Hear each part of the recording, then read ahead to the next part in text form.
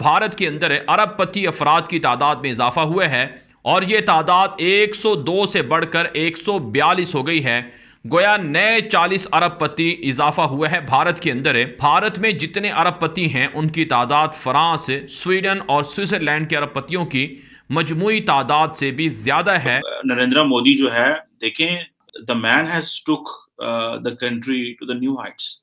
उसकी वजह यह है कि उसने देखें, if someone is working good तो वी मस्ट एप्रिशिएट एंड वो करना चाहिए। लेकिन ये है कि नरेंद्र मोदी ने, जिसे कहते हैं ना, वो उसने इंडिया को उठाया है। हर काम का हाल तो है कि अकाउंट खोलें जी जी और दुनिया से भीख मांगे, क्योंकि भीख मंगा जो है उस्ताद सलाहुद्दीन मंगतरल, इमरानुद्दीन मंगतरल जो है वो इस कौम पे मुसल्लत है। आज देखें ना, हम कितने बदकिस्मत लोग हैं कि आज हम गंदम इंपोर्ट कर रहे हैं, चीनी इंपोर्ट कर रहे हैं, दालें इंपोर्ट कर रहे हैं, कपास इंपोर्ट कर रहे हैं, हम कोई $4 बिलियन का एडिबल ऑयल इंपोर्ट कर रहे हैं। हालांकि जब पाकिस्तान बना था तो पंजाब के 17 अजला हमारे हिस्से में आए थे, 13 भारत के हिस्से में गए थे।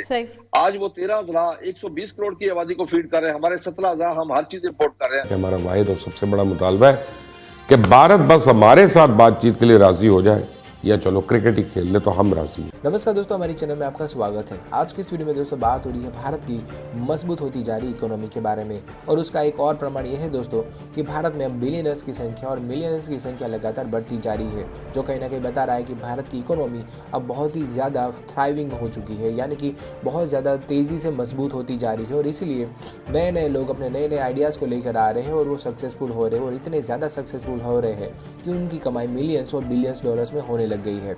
हाल ही में हम लोगों ने दोस्तों देखा भी था कि भारत में अब यूनिकॉर्न का आंकड़ा 100 के पार जा चुका है। यूनिकॉर्न का मतलब दोस्तों ये वो होता है कि अब स्टार्टअप है, उसका जो टोटल रेवेन्यू है, उसकी टोटल जो वर्थ है वो $1 बिलियन से ज़्यादा हो चुकी है।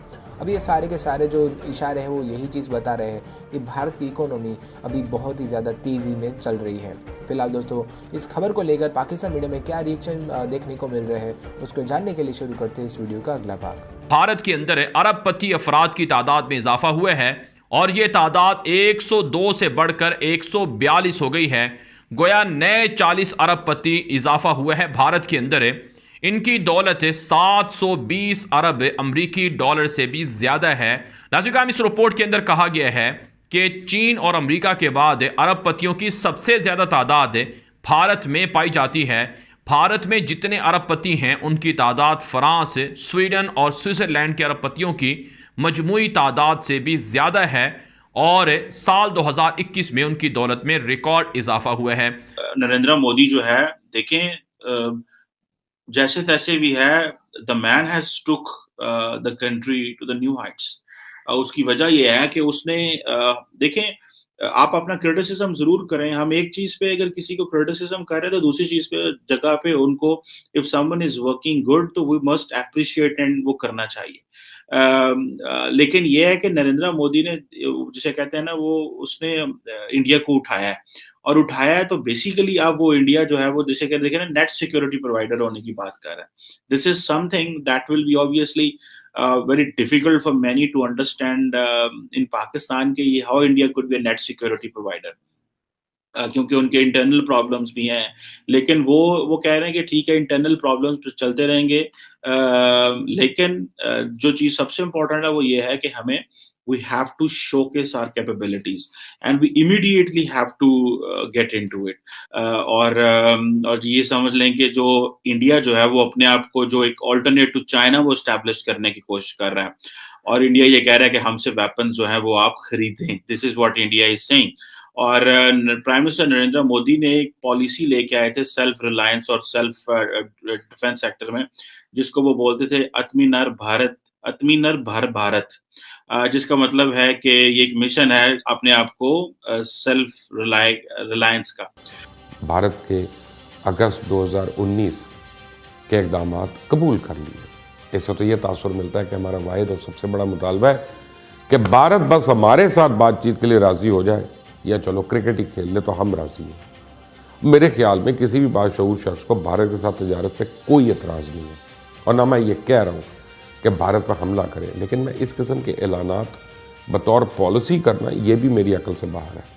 और दूसरा ये कि अगर हमने अपनी खारजा पॉलिसी में इतनी बड़ी तब्दीली करनी है या किसी दरमियाने रास्ते पे गौर करना है, तो क्या इस सिलसिले में भारत से कोई बात की गई है, कोई बैकडोर डिप्लोमेसी हुई है? कि हमें बदले में कुछ मिलेगा भी या नहीं।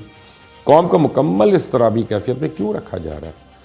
क्या भारत ने इससे पहले पाकिस्तान की दोस्ती के इक़दाम का कोई मुस्बत जवाब दिया? क्या पाकिस्तान और भारत के ताल्लुकात में अदम एतमाद ख़त्म हो गया? इसी हवाले से एक अहम अहदेदार का यह बयान भी रिकॉर्ड पे है कि हम आइंदा 100 बरस तक भारत के साथ मुखासमत नहीं चाहते। यानी नई पॉलिसी करीबी हमसायों के साथ अमन की बात करती है। ये बयान न सिर्फ पाकिस्तान के कुछ अखबारात में शाया हुआ, लेकिन भारत में भी इसको बहुत अहम करार दिया गया। खित्ते में क़याम अमन की ख्वाहिश यकीनी तौर पर काबिल सताइश है और पाकिस्तान की सिविल और अस्करी क़यादत माजी में भी इसका बरमला इजहार करती रही। ताहम इस ख्वाहिश को अमल के सांचे में डालने के लिए मसला कश्मीर को तो नहीं पसे पोस्ट पर डाल सकते ना। और उसके बाद इंटरनेशनल मार्केट में रेट अप होना शुरू, यानी कि रेट इतना, आप किसी ने सोचा था कि 11,000 पे इंटरनेशनल मार्केट में इसका रेट होगा? यानी कि ये तो सोचने वाली बात ही नहीं थी। लेकिन बहरहाल मैं एक चीज कहूंगा इस मौके के ऊपर, अपोजिशन से भी और हुकूमत से भी, दुनिया में नंबर 1 इशू फूड सिक्योरिटी है। खुदा के लिए जातियात से बाहर निकल के एक दूसरे के खिलाफ बातें करने की बजाय आए मिलकर पाकिस्तान के लिए सोचे, इस फूड सिक्योरिटी के लिए सोचे, क्योंकि अगले 10 साल फूड सिक्योरिटी के बड़े इंपॉर्टेंट है। ये नहीं कि सिर्फ पाकिस्तान के लिए, पूरी दुनिया के लिए बड़े अहम है। और हमें अल्लाह ताला ने तमाम नेमतों से नवाजा है, हमारे पास सब कुछ है। आज देखें ना, हम कितने बदकिस्मत लोग हैं कि आज हम गंदम इंपोर्ट कर रहे हैं, चीनी इंपोर्ट कर रहे हैं, दालें इंपोर्ट कर रहे हैं, कपास इंपोर्ट कर रहे हैं, हम कोई $4 बिलियन का एडिबल ऑयल इंपोर्ट कर रहे हैं। हालांकि जब पाकिस्तान बना था तो पंजाब के 17 अजला हमारे हिस्से में आए थे, 13 भारत के हिस्से में गए थे। आज वो 13 अजला 120 करोड़ की आबादी को फीड कर रहे हैं, हमारे 17 अजला हम हर चीज इंपोर्ट कर रहे हैं। वजह, पिछले 30-40 साल से हमने रिसर्च पे तवज्जो नहीं दी। बिल्कुल ही हम दुनिया जदीद रिसर्च की तरफ चली गई, जदीद टेक्नोलॉजी की तरफ चली गई, लेकिन हम सिर्फ बातें करते रहे, मीटिंगें करते रहे 30-40 साल, हमने कुछ भी नहीं किया। हर काम का हाल तो है कि अकाउंट खोलें जी जी और दुनिया से भीख मांगें, क्योंकि भीख मंगा जो है उस्ताद सलाहुद्दीन मंगतरल, इमरानुद्दीन मंगतरल जो है वो इस कौम पे मुसल्लत है। तो उन्होंने कहा कि अफगानियों के लिए भी हम मांगेंगे। ठीक है, तो उन्होंने स्टेट बैंक ऑफ पाकिस्तान ने कहा कि देखिए, पहले हमारे ऊपर IMF की FATF की पाबंदियां हैं, हम ये अकाउंट किस कैटेगरी में खोलेंगे? आप पहले वजारत कानून, वजारत खारजा और वजारत ख़जाना से राय ले लें, ये हम कैसे खोल सकते हैं, किस तरह खोल सकते हैं। और दुनिया के तमाम ममालिक में इसकी रसाई बनाने के लिए उनके तमाम सेंट्रल बैंक से कोऑर्डिनेट करना पड़ेगा। ये एक बहुत बड़ी गैगेंटिक टास्क है, बहुत बड़ा काम है। तो इसलिए फ़िलहाल जो है आप इस पे गौर फरमा लें। ठीक है जी। इससे खबर उठाई शहबाज राना ने जी। उसने खबर उठाई कि जनाब स्टेट बैंक ऑफ पाकिस्तान ने फ़िलहाल अकाउंट खोलने से इनकार कर दिया। ठीक हो, उसकी खबर में जो पहले वाली तफसीलात है ना, ये नहीं थी।